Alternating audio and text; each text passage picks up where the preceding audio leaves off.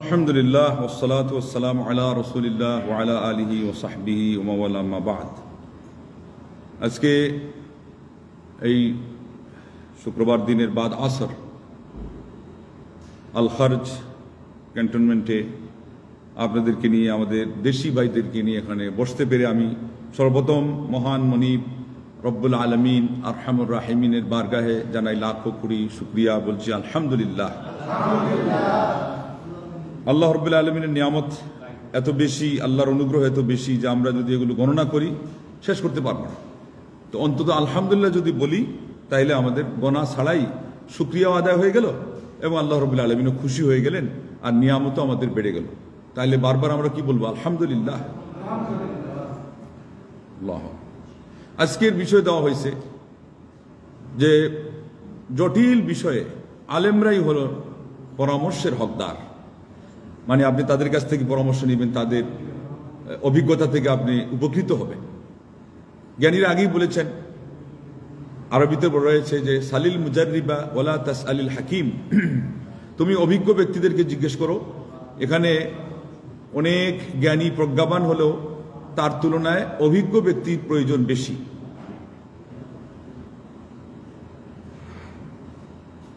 অভিজ্ঞ ব্যক্তির পরামর্শ এটা কাজে লাগে, কারণ উনি অভিজ্ঞতা থেকে বলতেছে। এই জন্য অনেক সময় দেখবেন যে ইঞ্জিনিয়ারিং পড়ে আসছে উনি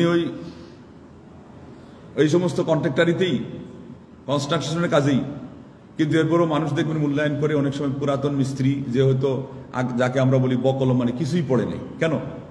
ওকে দেখতেছে যে তার বিল্ডিং কিভাবে টেকসই, কত সুন্দর, এবং বাস্তবে সে কাজ করে করে অভিজ্ঞতা অর্জন করে ফেলেছে। এমন কিছু চিকন জিনিস উনি ওই পাঠশালায় পড়ে আসছে বা বিদ্যালয়ে পড়ে আসছে, যেটা সরেজমিনে এসে এখানে দেখা যাচ্ছে যে ব্যতিক্রম হয়ে গেছে। বিদ্যার কোনো অবমূল্যায়ন না, কিন্তু এরপরও অভিজ্ঞতার যে দাম বেশি এটা এখানে বোঝানোর উদ্দেশ্য। অভিজ্ঞতা খুবই প্রয়োজন। তাই জন্য আজকে আমরা শিরোনাম দিয়েছি বিজ্ঞ প্রাজ্ঞ অভিজ্ঞ আলেম। এটার উদ্দেশ্য হলো বিজ্ঞ প্রাজ্ঞ অভিজ্ঞ আলেম। আজকে আমাদের কেউ কোরআনের আয়াত দিয়ে কাউকে একেবারে নৈরাশ্যের অন্ধকারে ডুবাই দিচ্ছে, বলতেছে যে তোমার এই কাজ হবে না, তুমি আল্লাহরে মানে এত নাখুশ করছো, তোমার এখন পাপে আর ধরতেছে না, তুমি ওই অন্ধকারে ডুবে মরো, তোমার ওই পরকাল জাহান্নাম। তখন সে করছে কি, সব বাদ দিয়ে, নামাজ রোজা আবাদত বাদ দিয়ে একেবারে ধর্ম থেকে আলাদা হয়ে গেছে। এরকম কিছু লোক আসে না, নাই, মিসগাইড হচ্ছে। আবার কিছু মানুষকে আমাদের মতোই এই জুব্বা কুব্বা পড়াই আলেমরা, ওই ইলমের মধ্যে যখন পরাঙ্গমতা নাই, বলছে যে এগুলো কোনো সমস্যা নেই, আল্লাহ গাফুরুর রাহিম। এই বিশেষ করে ইদানিং এখানে এগুলো বেশি চলতেছে, রহস্য করে এরা অনেক সময় বলে, কিন্তু এটা তো সঠিক না। আল্লাহ গাফুরুর রাহিম বলে পাপকে হালকা করে দিয়েছে, বলে যা ইচ্ছা করো ওই আল্লাহ মাফ করবে। এই বিষয়টা কি এইরকম না? তাহলে আল্লাহ গাফুরুর রাহিম এটাও ঠিক আছে, আল্লাহর আযাব অত্যন্ত কঠিন ওটাও ঠিক আছে, কিন্তু কোন জায়গায় কোনটা বসাবেন ওটার জন্য কিন্তু অভিজ্ঞ আলেম লাগবে।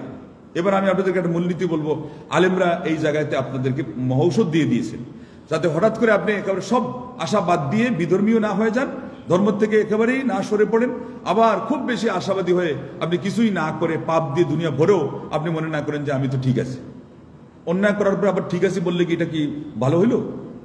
আর একটু অন্যায় করছে, আমার আল্লাহ যেখানে গফুরুর রাহিম তিনি ঘোষণা দিয়ে রাখছেন, তওবার দরজা খোলা রাখছেন, মানুষের মরণের লক্ষণ প্রকাশ হওয়ার আগ পর্যন্ত আপনি তাকে নিরাশ করে দিবেন, এটা কি আপনার অধিকার আছে?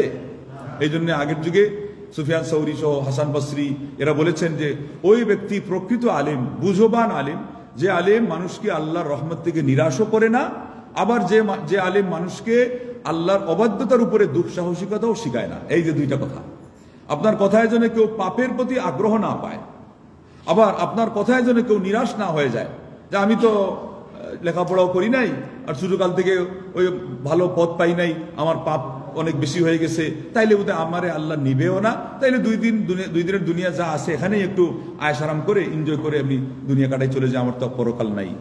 এগুলো কি সঠিক না? আল্লাহু আকবার। তা এই যে দুইটা অবস্থা, এই দুইটা অবস্থার মধ্যে আপনাকে ব্যবস্থা দিবে কে? কোরআন সুন্নাহর আয়াত তো দুই দিকে আছে, সঠিকভাবে এর যে সলিউশন এটা কিন্তু সালাফরা দিয়ে দিচ্ছেন। আল্লাহু আকবার। তাদের শুকরিয়া আদায় করা লাগবে না? এই জন্য আলিমদের নাম আসলে আমরা কি বলবো? রাহিমাহুল্লাহ অথবা রহমতুল্লাহি আলাইহি। হাসান বসরির নাম শুনছেন, বলছেনই রহমতুল্লাহ আলাইহি। ইবনুল মুবারক রহমতুল্লাহ আলাইহি। সুফিয়ান সৌরি কি বলবেন? রহমতুল্লাহি আলাইহি। জাযাকাল্লাহ। তাইলে আল্লাহ পাক আপনাদেরকে ওই সমস্ত আলেমদের ইলম থেকে কি করবেন, উপকৃত করবেন, উপকৃত হওয়ার তৌফিক দান করবেন। তো আসেন আজকে আমরা এইভাবেই একটা বিষয় নিয়ে যখন আপনাদের সামনে শিরোনাম দিলাম, তো আগে এইটার সলিউশন হয়ে যাক যে সালাফরা কোন সময় আল্লাহর রহমতের আশাকে প্রাধান্য দিবেন আর কোন সময় আল্লাহর গজবকে প্রাধান্য দিয়ে আপনি ভয় করাকে সামনে রেখে চলবেন, এটা তার একটা অবস্থা বলে দিয়েছে। কারণ যে কোনো অবস্থায় যে কোনো একটা রাখলে আপনি বিভ্রান্ত হয়ে যেতে পারেন। ওই যে একটু আগে বললাম যে আমার যখন আর কিছুই নাই, আমার আগাও নেই গুড়াও নেই, আমার কিছুই নেই, যাক, এই করে তো ছেলেরা নষ্ট হয় এবং মানুষও নাস্তিক হয়। ছেলেরা বলে কি, বাপের যখন কোনোদিন আর সন্তুষ্টি পাইলামই না, এত কিছু করার পরে মা যখন আমাকে আর কোনোদিন একটা ভালো ইতিবাচক রিয়েক্ট করেই না, খালি আমার অমুকের প্রশংসা করে, ওই ভাইয়ের ওই বোনের, তাইলে আমি আর গেলাম। আসে না নাই, ছেলেরা অভিমান করে কি মা বাপের সাথে অভিমান করে ছেলেরা পরিবার থেকে বিচ্ছিন্ন হয়ে যায়, আমার আল্লাহর সাথে অভিমান করে তো হতেই পারে স্বাভাবিক। কারণ বলে যে আল্লাহ তোমার হাতে তো সব কিছু, তুমি তো গাইবের খবর রাখো, চাবি তো তোমার হাতে, তুমি আমাকে এইরকম করলা কেন, রাগ করতেই পারে, তার ইলিম নাই। আলিমরা যদি তাদেরকে মিসগাইড করে তাহলে তো দোষ আলিমের বেশি। আল্লাহু আকবার। তাইলে আলিমরা কি বলছেন, নিরাশ অবস্থায় যখন শরীর মন দুর্বল হয়ে আসছে, শয়তান আপনাকে নিরাশ করতে চাচ্ছে, তখন আপনি আশার আলোকে প্রাধান্য দেন। কষ্ট কি, আমার আল্লাহ গফুরুর রাহিম। আর যখন আপনাকে শয়তান আশাবাদী বানাইয়া বলতেছে যে আল্লাহ মাফ করবে, পাপ টাপ কর, তখন আপনি বলবেন কষ্ট কি, আল্লাহ বলছে আযাবুন আলিম, তার শাস্তি অনেক কঠিন। তাইলে কোন সময় কোনটা রাখবেন? শয়তান যখন আপনাকে বেশি আশান্বিত করতেছে, গিয়ে পাপের দিকে নিয়ে যাচ্ছে, আপনি বলেন না না না, এত আশার দরকার নেই, পাপ তো বাপেরও ছাড়ে না, তখন আপনি আশাকে প্রাধান্য দিবেন, আল্লাহ রহমতের আশাকে। ভয়কে কখন প্রাধান্য দিবেন? শয়তান যখন বেশি ভয় দেখায় আপনাকে কি করছে, বলতেছে তুমি যখন নষ্ট হইছই তো একেবারেই হয়ে যাও, তখন বলবেন না না, আমি তো এত নষ্ট হই নাই, আমি তো আমার রবকে এখন অস্বীকার করি নাই, আমি তো ইমান আনছি, আমার কোরআনে আমার নবীর হাদিসে বলা আছে ইমান থাকা অবস্থায় মিটমিটে জ্বললেও তো একদিন না একদিন, হাদিস শুনছেন কিনা বুখারী শরীফে, আল্লাহ পাক আদম নবীকে বলবেন যে আদম তোমার সন্তানদেরকে নিয়ে আসো, বিয়েসাতুন নার, উনি বলবেন বাসুন নার, উনি বলবেন বাসুন নার কি মানে এই মিশন অথবা একটা বাহিনী, একটা গ্রুপ যারা জাহান্নামে চলে গেছে, তখন তিনি বলবেন অমা বাসুন নার, আল্লাহ আমার সন্তানদের মধ্যে আবার আগুনের বাহিনী এরা কারা? বলবেন যে যাও গিয়ে দেখো জাহান্নামের আগুনের বিদগ্ধ অবস্থায় জ্বলতেছে, ওদের মধ্যে যদি একটা সরিষার কণা পরিমাণ ইমান পাও, শুনেন এটা কত দামি হাদিস, একটা সরিষার দানা পরিমাণ কণা পরিমাণ ইমান দেখতে পাও, তাইলে ওদেরকে তুমি তুলে তুলে নিয়ে আসো। বলেন আল্লাহ। আমার আল্লাহ রহমত কি এই পর্যন্ত শেষ? আদম নবী তো বাবা হিসাবে সন্তানদের, তাও আল্লাহ তাকে যতদূর চিনতে দিবেন উনি নিয়ে আসবেন। এরপরে আল্লাহ পাক এইরকম হাফনা আল্লাহ তার অঞ্জলি দিয়ে আরো কয়েক অঞ্জলি, সালাস হাফনাত, আল্লাহু আকবার, আল্লাহর অঞ্জলি কতজন আসবে দেখছেন? এতটুকু বলতে পারবেন তো একদিন যে আল্লাহ পাপ তো অনেক করিয়া দিয়েছি, আর তোমার কথার দিকে কোনোদিন বুককে করার ইচ্ছা থাকলেও পারলাম না, আমাকে শয়তান ধোঁকা দিয়েছে, আমার আপনজন মিসগাইড করছে, আমার সাথে যে সমস্ত আলেমরা ছিল এরাও আমাকে ভালো তথ্য দিতে পারে নাই, এখন আমি তো তোমার ওই রহমতের আশায় আছি। বলে কোনটা রে? বলে তোমার নবী তো বুখারীর হাদিসে বলছেন যে আদম নবীকে তুমি পাঠাবা তার সন্তানদেরকে আনতে আনতে, এরপরে ওনার আনা যখন শেষ হবে তুমি বলে অঞ্জলি দিয়ে 1 2 3 করে আরো কিছু মানুষকে আনবা। আল্লাহ তোমার ওই রহমতের অঞ্জলিতে আমাকে একটু তুলে ফেলিও মাবু। বলেন আল্লাহু আকবার। এগুলো জ্ঞান থাকলে তো বলবেন, আর যদি হাদিসটা না জানা থাকে তাইলে তো আপনি বলবেন যে কি যে রহমতের তো কোনো লক্ষণ নাই, তাইলে আমার তো আর জাহান্নাম। এগুলো জানা থাকা দরকার। এরপরে হাদিসে আসছে এরা জাহান্নাম থেকে যেগুলোকে আনা হবে, দেখেন না কত খারাপ অবস্থা, আগুনে পুড়ে কয়লা হয়ে যাবে, কয়লা। এদেরকে মানুষ হিসাবে এদের আকৃতিও নাই, এদের কোনো প্রকৃতিও নাই। তখন আবে হায়াত, খালি নাম শুনছেন তো, আসলে আবে হায়াত হলো ওইটা। জান্নাতে একটা নদী আছে, ওটার নামই হলো আবে হায়াত। কেন নাম রাখা হয়েছে? জাহান্নাম পুড়াইয়া যে মানুষগুলিকে কয়লা বানাই ফেলছে, কিন্তু ওই যে মিটমিটে ইমান ছিল, আর এমন ইমান যেটা আদম নবীর চোখে ধরাই পড়ে নাই। আল্লাহু আকবার। তাকে ধরাই দিবেন আল্লাহ, তাও ওই যে জ্বলন্ত অবস্থা, এখানে একটু নূর দেখবেন, বলবেন যে হ্যাঁ আমার এই সন্তানগুলো ইমানদার। কিন্তু আরো যে কয়েকজন রয়ে গেল, তার মানে এদেরটা আদম নবীর চোখে আঁচ করার মতো না, কিন্তু রব্বুল আলামিন আরহামুর রাহিমিন তিনি অঞ্জলি দিয়ে সেগুলোকে পার করে দেবেন। বলেন আসমানের নিচে, জমিনের উপরে, আসমানের উপর সহ, পাতালপুরি সহ, উত্তর মেরু দক্ষিণ মেরু, এর বাইরে কোনো জিনিস যদি থাকে, আমার আল্লাহ অপেক্ষা দয়াবান আপনার জন্য কেউ আছে? মানুষের জন্য কেউ আছে? অঞ্জলি দিয়ে যে নিয়ে আসবেন বাবা আদম, সেটা তাদেরকে চিনবেন না। এরপরে আবে হায়াতের ওখানে ফেলে দেওয়া হবে, ওরা ওই আবে হায়াতের নদীতে, আল্লাহ নবী উদাহরণ দিয়ে বলছেন, ওই যে যেখানে ওই ঝর্ণা প্রবাহিত হয়, ওই ঝর্ণার পাশ দিয়ে দেখবেন কোনো বীজ থাকলে হঠাৎ করে দেখা যায় ওখান থেকে চারা গাছ উঠছে। ওই প্রথম চারা গাছগুলো পানিতে যখন উঠে ওটা সবুজ হয় না, সবুজ হতে গেলে সূর্যের কিরণ লাগে, ওটা কি হয়? সাদা থাকে। বলেন সুবহানাল্লাহ। তো আল্লাহ নবী সাহেব বললেন যে ওইভাবে করে তোমাদেরকে ধুয়ে আবে হায়াতের পানি দিয়ে সাফ করে পরিষ্কার করে আল্লাহ পাক এরপরে তোমাদেরকে ছেড়ে দিবেন কোথায়? জান্নাতে। বলেন আল্লাহু আকবার। এই আল্লাহরে আমরা চিনছি, আর তার কদর করতে পারছি ঠিক মতো? পারি না। তো এই আল্লাহকে চিনার জন্য, তার দিনকে বোঝার জন্য আমরা সালেফে সালেহিনদের সহযোগিতা ছাড়া আমরা দিনও বুঝতে পারি নাই। সেই জন্য আল্লাহর শুকরিয়া আদায় করতে হবে এবং নবী সাল্লাল্লাহু আলাইহি ওয়াসাল্লামের শুকরিয়া আদায় করতে হবে। তার ন্যূনতম শুকরিয়া আজকে শুক্রবার দিন এবং গত রাত যেটা চলে গেল তার উপরে অগণন অজস্র সংখ্যায় আমার নবী সাল্লাল্লাহু আলাইহি ওয়াসাল্লামের উপর দুরূদ পড়ার দরকার ছিল। পড়ছেন নি দুরূদ? কয়বার পড়ছেন আজকে? দিই কে সবচেয়ে বেশি পড়ছেন? একটু হাত তুলেন। আমি একটু চা খাই আলো। আমি বাংলাদেশি বক্তা না, আমাদের বক্তারা তো ওয়াজের মধ্যে চা খায়। আপনারা দুরূদ শরীফ পড়েন, আমি একটু চা খাইয়ালো, এই সুর দিয়েও আবার কয়। তো এই সুর দিয়ে কোয়াটা আমরা এখানে এসে পারলেছি, ভুলে গেছি, কারণ এটা নিয়ম না। চা খাওয়াই মূলত নিয়ম না। ঠেকায় পড়ে গলায় রস করার জন্য কাজ হচ্ছে না, তখন একটু খাওয়া লাগে। দুরূদ পড়েন, দুরূদ পড়েন। দুরূদ কি পড়বেন? আল্লাহুম্মা সাল্লি ওয়া সাল্লিম আলা নবিয়িনা মুহাম্মদ। আজকে এই শুক্রবার দিন, এই জুমার সময় খুতবা শুরু হওয়ার আগে একদিন দেখি আসসালাতু ওয়াসসালামু আলাইকা ইয়া রাসূলুল্লাহ, আসসালাতু ওয়াসসালামু আলাইকা ইয়া নবী আল্লাহ পড়তেছে। আমি বললাম এরকম ধাক্কা দিচ্ছি, খবর নেই, মানে উনি এখন হয়েছে, বিভোর হয়ে গেছে, হয়ে গেছে, আপনার ধ্যানমগ্ন হয়ে গেছে, বুঝলেন তো? তা আমি আর একটু জোরে ঠেলা দিয়ে বললাম যে এখান থেকে আপনি বলেন আল্লাহুম্মা সাল্লি ওয়া সাল্লিম আলা নবিয়িনা মুহাম্মদ। ওইটা হলো ওই কবরে যেদিন যাবেন, কবরে সরাসরি, তখন বলবেন আসসালামু আলাইকা ইয়া রাসূলুল্লাহ। অথবা নামাজের মধ্যে তাশাহুদের সময় আসসালামু আলাইকা আইয়ুহান নবিয়্যু, এটা হলো ওইভাবে হাদিসে আসছে, এই জন্য পড়বেন। কিন্তু এছাড়া আপনি কি পড়বেন? সরাসরি সম্বোধন করবেন না, সম্বোধন করতে হবে শুধু আল্লাহকে। আর নবী সাল্লাল্লাহু আলাইহি ওয়াসাল্লাম কখন? যখন কবরের পাশে যাবেন। আর এখন পড়বেন আল্লাহুম্মা সাল্লি আলা, আল্লাহুম্মা বারিক আলা পুরা, আর না হলে ইয়া আল্লাহুম্মা সাল্লি ওয়া সাল্লিম আলা নবিয়িনা মুহাম্মদ। মুখস্থ করতে পারছেন নি? সবচেয়ে সংক্ষেপ শব্দ কি? আল্লাহুম্মা সাল্লি ওয়া সাল্লিম আলা নবিয়িনা মুহাম্মদ, অথবা সাল্লাল্লাহু আলাইহি ওয়াসাল্লাম, সাল্লাল্লাহু আলাইহি ওয়াসাল্লাম। এটা সংক্ষেপ। এখানে দুরূদও আছে, আবার কি আছে? আর সালামও আছে। আল্লাহ পাক কোরআনে নির্দেশ দিয়েছেন সল্লু আলাইহি ওয়া সাল্লিমু তাসলিমা, তোমরা তার উপর দুরূদও পড়ো, আবার সালামও প্রেরণ করো। এবং হাদিসে আসছে আমার কোনো উম্মত যদি আমার উপরে সালাম পেশ করে, আমার উপরে সালাম পড়ে এবং আমার প্রতি সালাম প্রেরণ করে, আল্লাহ পাক রুদ্দা ইলাইয়া রূহি ফাআরুদ্দা আলাইহি সালাম, আল্লাহ পাক আমার আত্মা ফেরত দেন, আমি আমার উম্মতের সালামের জবাব দেই। বলেন আলহামদুলিল্লাহ। এখানে আলহামদুলিল্লাহ যেটা খুশির খবর, এখানে হয় আলহামদুলিল্লাহ অথবা আল্লাহু আকবার। আর যেখানে হলো, আচ্ছা আপনারা বললে তো হবে না, সবাইকে বললে বুঝবেনি, শুনবেনি। একজন বললে সবাই শুনবে।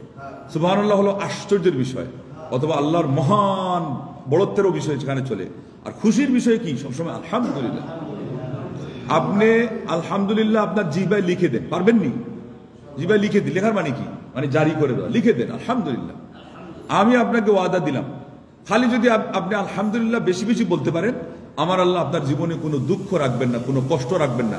আপনার জীবনকে ওই যে আলহামদুলিল্লাহ মানে খুশি হয়ে পেলে না, ওই খুশিতে আল্লাহ আপনার জীবনকে ভরপুর করে দিবেন। বলেন আলহামদুলিল্লাহ। আর আমার নবীর উপর দুরূদ পড়বেন। দুরূদ পড়া কি আপনি মনে করছেন যে ফজিলত খালি 10টা নেকি, 10টা গুনাহ মাফ, 10টা মর্যাদা উন্নীত হওয়া, 10 বার আল্লাহর পক্ষ থেকে প্রশংসা? না। এই যুগে একজন প্রসিদ্ধ আলেম সৌদি আরবের, তার এই যে ব্লক হয়ে গেছিল, ব্লক মানে কি? এই যে এখন আর ওইটা যদি না ছুটে তাহলে তো মারাও লাগতে পারে, হসপিটালে ভর্তি। আচ্ছা কথা শেষ হোক। ওনার মেশিন যুক্ত করা আছে কিন্তু ব্লক ছুটতেছে না। তখন শুনেন না, কথা শুনেন, কাজে লাগবে। আজকাল কত মানুষের স্ট্রোক করে মারা যাওয়া শুনতেছেন না, হার্ট অ্যাটাক করে মারা যাওয়া। ওই হার্ট অ্যাটাক তো হয় ব্লকের কারণে। তো তখন একজন বলছে ওনাকে, ওই যেখানে তার কমিটি ছিল হাসপাতালে, ওরা বলছে আপনি আল্লাহ নবীর উপর দুরূদ পড়েন। ওয়ালাইকুম সালাম। আল্লাহ নবীর উপর আপনি দুরূদ পড়েন। তো উনি তখন দুরূদ পড়া শুরু করছে না, এখন দেখা যায় অকারণেই কোনো ঔষধ ছাড়াই খালি ব্লক খুলতেছে। বলেন আল্লাহু আকবার। দুরূদ, কারণ একবার দুরূদ পড়লে আল্লাহর পক্ষ থেকে কয়টা রহমত হয়? আমরা শুনেছি 10টা। আসলে এটার আসল ব্যাখ্যা হলো 10 বার আল্লাহ পাক তার বিশেষ ফিরিস্তাদের সামনে আপনার প্রশংসা বর্ণনা করেন। প্রশংসা কখন বর্ণনা করে? মানুষ যখন খুশি হয়। আমি কখন বলবো যে আপনার নাম কি? আপনার নাম? হ্যাঁ, আলিয়া আহমেদ। আমি প্রথম দিন যখন আসছি, আমার ছোট ভাই আলিয়ান আহমদের সাথে আমার পরিচয় হয়েছে। এখন আমি যেদিনই এখানে আলোচনায় আসি তাকে দেখি মাশাআল্লাহ সামনে বসে আছে। এটা অর্থ এই না যে অন্যদেরকে না, যারাই ভালো করতেছেন ভালো আলহামদুলিল্লাহ আপনি সুনজর পাবেন, দোয়া পাবেন। তো এর অর্থ কি, আমি তার উপর খুশি। এখন যদি একটা পুরস্কারের ঘোষণা আসে তো সর্বপ্রথম নাম লিস্টের মধ্যে কেটে আসবে যাকে আমি দেখছি সবসময় সে রেগুলার ক্লাসে হাজির হয়, মসজিদে জামাতে সালাত পড়ে, ওই পিছন থেকে আরেকজন টান দিয়ে না কি হবে না, ইনসাফ হবে না। তাহলে আল্লাহ পাক যে 10 বার তার বিশেষ ফিরিস্তাদের সামনে উল্লেখ করে, এর তো আল্লাহ খুশি হয়ে যান। দুরুদ পড়লে আল্লাহ খুশি হন। এবং দুরুদের মধ্যে ডবল জিনিস আছে, একটা হলো আল্লাহর অধিকার আদায় হচ্ছে, আল্লাহ শুকরিয়া আদায়, মানে আল্লাহর নবী পাইছি বলে আমরা খুশি, আর নবীর অধিকার হচ্ছে যে আমরা তার উপরে তাকে পায়া, তার মাধ্যমে আমরা দিন পাইছি, জান্নাতের পথ তিনি বলে দিয়েছেন, জাহান্নাম থেকে বাঁচার পথ বলে দিয়েছেন, এই জন্য তার অধিকার আদায় হচ্ছে। এই কারণে দুরুদের মধ্যে এত বেশি ফজিলত এবং বিভিন্নমুখী ফজিলত যেটা অন্যান্য জিকিরের মধ্যে অনেকটা পাওয়া যায় না। আপনারা জীবনে কি সবাই খুব খুশি নাকি সুখী? সবাই সুখী? এত সুখী হইলে তো সমস্যা, যে কোনো জিনিস শোনার দরকার নাই, বেশি সুখী হয়ে গেলে তো সমস্যা। একজন বলছিল না যে আমি ভালো কিনা, তো স্ত্রী ভালো করে পাকাইছে, পাকানোর পরে এবার মানে খালি দোষ ধরে, আজকে লবণ হয় নাই, কালকে হয়েছে তবে জাল একটু বেশি হয়ে গেছে গা, আরেকদিন কয় ওইটা মশলা এত বেশি দিলে গুরুপাক হয়ে যায়, মানে যতই বেচারির গুণ হে আরো দোষ ধরে। একদিন ওই পারফেক্ট করে রাঁধছে, ও যেটা কইছে যত নোট দিয়েছে সবগুলোর সামনে রেখে, মানে আজকে আর ওই নোট তো দূরের কথা, একটা মানে সুই ঢুকানোর সুযোগ নেই। এখন ওখান থেকে বলছে যে কি আজকের খাবার কেমন হয়েছে, ভালো না? তখন কয় কি জানেননি, ভালো তো হয়েছে তবে বেশি ভালো আবার ভালো না হয়েছে নি, হয়েছে নি অবস্থা। এটা হলো আমাদের মানুষের মুদ্রা দোষ, মুদ্রা দোষ। একটা ভালোকে ভালো বলতেও কি একটা ঘাই দিয়ে বলা, আচ্ছা বেশি ভালো ভালো না, আবার কোন কথা রে, এটা ফাজিল কোথাকার। আল্লাহ নবী সাল্লাল্লাহু আলাইহি ওয়াসাল্লাম বলছেন যে তিনি কোনোদিন কোনো খাবারের দোষ বলেন নাই, ভালো লাগলে খাইছেন, না লাগলে তিনি রেখে দিয়েছেন, দোষ বলেন নাই। কেন? বেচারি এত কষ্ট করে আগুনের ভাপ সহ্য করছে, এখানে জাল দিছে, ওখানে আপনার বাচ্চা কাঁদতেছে তারে সামলাচ্ছে, ওখানে আপনার কাপড় ধুইতেছে, ওখানে আপনার মার এই ডাক পড়ছে সেখানে গেছে, আপনার বোনরা আসছে, ভাগনা ভাগ্নিদেরকে নিয়ে আসছে, একাতাই 2টা হাত দিয়ে 10-20টা কাজ সামলাইছে। আর এরপরে তোমার এখানে সাথে একটু চিনি কম হয়ে গেছে, তোমার ওই সিলেটি মানুষ দুধ চা খায়, কয় যে লিগার কম হয়েছে, কয় যে এটার মধ্যে লিগার কম হইলোকে, ব্যাকেল কোথাকার। ও তো নিজেই নিজের সংসার নষ্ট করে দিচ্ছে। কথা বুঝেন কি বুঝেন না? এগুলো শিখেন, এগুলো শিখেন। আর নাইলে আমাদের আঞ্চলিক ভাষায় বলে বউয়ের হঠা খায়া মরতে হইব, মানে কি বউ আপনাকে গুতাইব। ওই দিনের বেলা মার সামনে কিছু কইতো না, রাত্রে খালি যাইবেন মশারির তলে, মারবে একেবারে একটা হঠা, এরপরে লাভ দিয়ে পড়বেন ওইদিকে। মা বলবে কিরে কি হয়েছে, না না সাপে কামড় দিছে, আসলে সাপে কামড় না, নিজেই বউরে সারাদিন বিষাক্ত বানায় রাখছে। এখন বেচারি কিছু কয় নাই, এখন সব মাসল দিচ্ছে। আর কিছু মক্কেল তো এমন আছে দিনে খুব বাহাদুরি দেখায় মা বোনের সামনে, আর সারা রাত বউয়ের পা ধরে মাপ চাওয়া লাগে, মারে তুই আমার মা লাগিস। কইলে কেন? আমি মাকে, আমি তো তোর বউ, এতদিন বউও ছিলাম না, সারাদিন আমার বান্দির মতো করে রাখছো, এখন মা ডাকসকে। মজা দেখ, সারা রাত ফজর পর্যন্ত পা ধরে মাপ চাইতে বেচারি মাপও দেয় না। তো এগুলো করবেন না আর কোনোদিন? বলে না করতাম না। এই খাচ্চত আছে না আমাদের দেশে? এইরকম লোক আছে তো না? আপনাদের মধ্যে যাতে কেউ এরকম না হন, দিনে বাহাদুরি দেখাইয়া আর রাতে ছেলের মার পা ধরে সারা রাত কান্দন। এই কান্দন কি কোন ইজ্জতের কাম? পুরুষের কাম? এটা তো হলো কাপুরুষের কাম। তা আমরা আলিমরা আপনাদেরকে কি শিখাই? আমরা আল্লাহর বান্দা কিভাবে হবেন সেটা শিখাই, প্রকৃতভাবে নবীর উম্মত কিভাবে হবেন সাল্লাল্লাহু আলাইহি ওয়াসাল্লাম সেটা শিখাই, প্রকৃত একজন আদর্শ পিতা কিভাবে হবেন সেটাও শিখাই, একজন আদর্শ স্বামী কিভাবে হবেন আমরা সেটাও শিখাই, আদর্শ মহিলা হলে সে স্ত্রী কেমনে হবে, মা কিভাবে হবে আমরা সেটাও শিখাই। আল্লাহু আকবার। দিন বড় খারাপ, খুব খারাপ।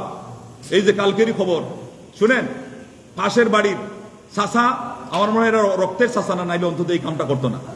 একটা ছোট্ট মেয়ে, তার মা বুড়ি, বাপ ছিল বাহিরে, এদেরকে বলছে গাড়ি উদ্বোধন করবে, গাড়ি।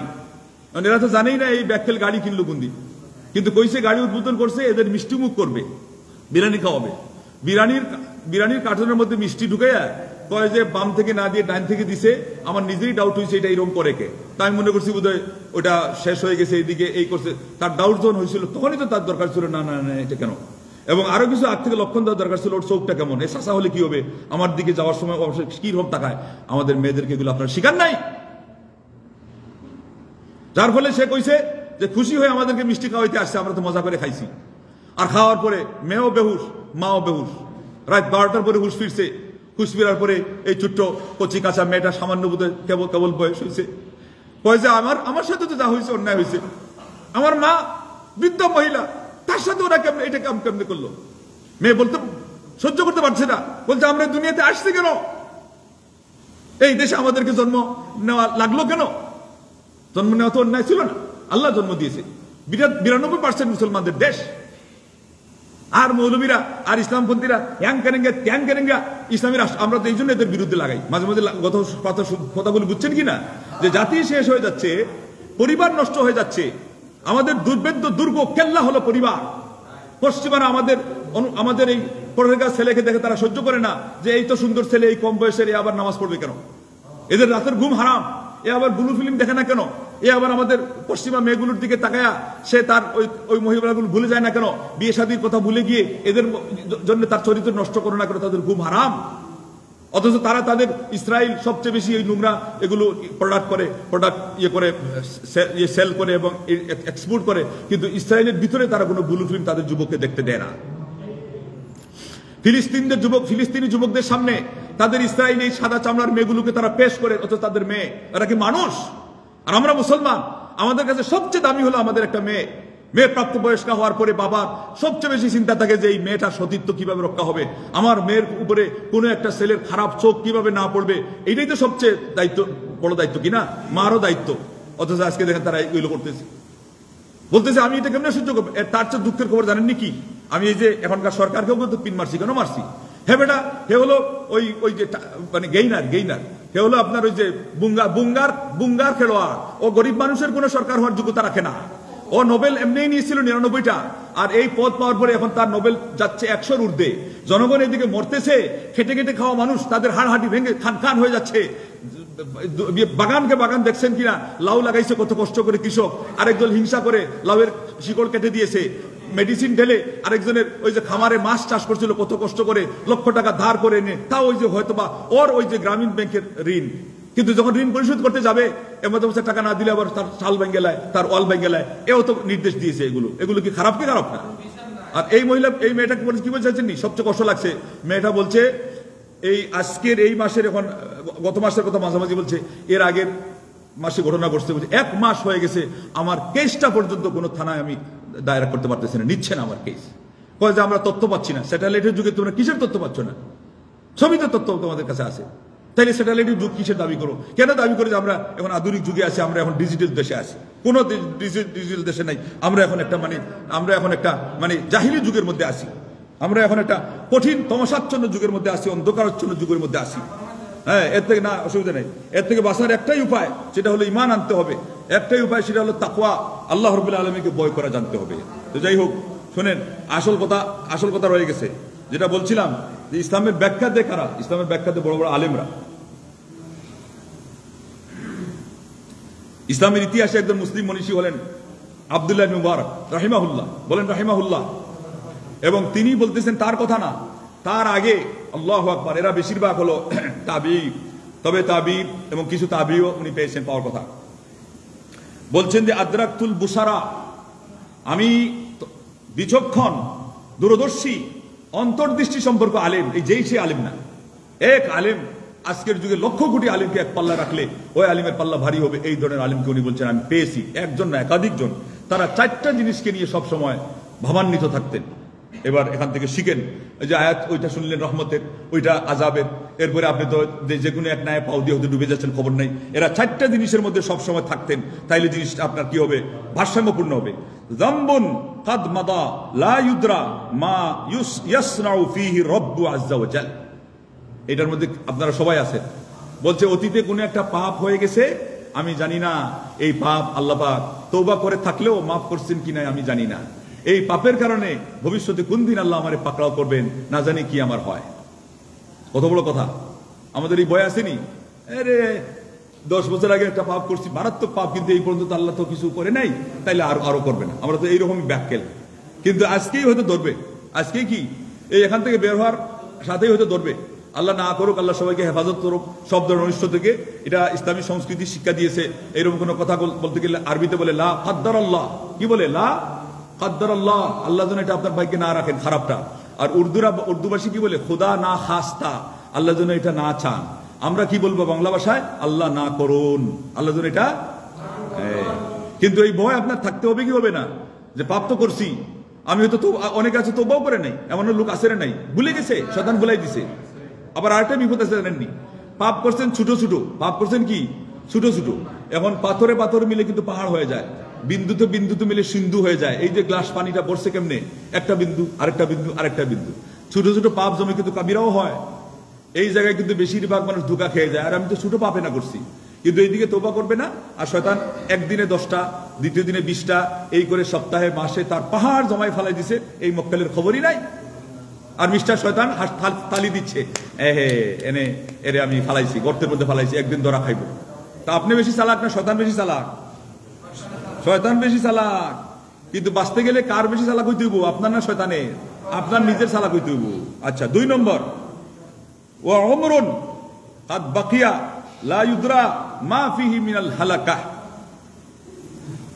আরেকটা হলো পাপ ছাড়াই আল্লাহ এমনি রাখছেন না কিছু সমস্যা, বিপদ আপদ, করোনা 21 চলে গেছে, আর কি করোনা আসবে না মনে করছেন নাকি? আজকেই আমাদের ঢাকাতে শুনছি একসাথে কয়েকজন ডেঙ্গুর জ্বরে আক্রান্ত হয়ে বিছানায় ছটফট খাচ্ছে, কত মানুষ। এগুলো মনের ভিতরে দাগ কাটে না রে? এগুলো আমাদের দেশের লোক না? আমরা কি বাংলাদেশের না নাকি? না ইউরোপ থেকে আইছে, না আফ্রিকা থেকে আইছে?